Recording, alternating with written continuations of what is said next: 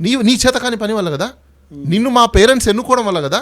మా పేరెంట్స్లకి బుర్ర లేక నిన్ను ఎన్నుకున్నారు, మా పెద్దవాళ్ళకి బుర్ర లేక నిన్ను ఎన్నుకున్నారు. నువ్వు చెప్పే మాటలు నమ్మి, నువ్వు చెప్పే మాయ మాటలు నమ్మి, నువ్వు చెప్పే దొంగ మాటలు నమ్మి ఎన్నుకోవాల్సిన పరిస్థితికి వచ్చింది. ఇప్పుడు వాళ్ళు ఎన్నుకున్నారు కాబట్టి సఫర్ అయింది ఎవరు?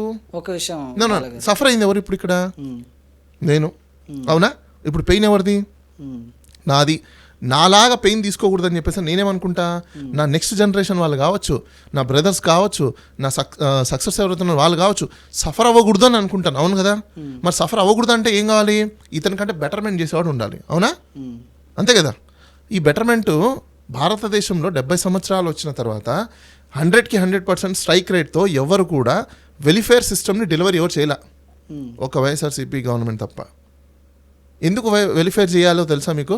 వెల్ఫేర్ చేస్తేనే హ్యూమన్ క్యాపిటల్ పెరుగుతుంది. హ్యూమన్ క్యాపిటల్ పెరిగితేనే నీకు రాష్ట్రం అభివృద్ధి చెందుతుంది. ఈ బేసిక్ లాజిక్ తెలియని వ్యక్తులు వీళ్ళు, ఈ బేసిక్ కాన్సెప్ట్ తెలియని సీఎంలు వీళ్ళు. కాదండి, కాన్సెప్ట్ తెలియకుండా రోజులు ఉన్నారు. అవును, ఉన్నారు, కాన్సెప్ట్ తెలియకుండా ఉన్నారు.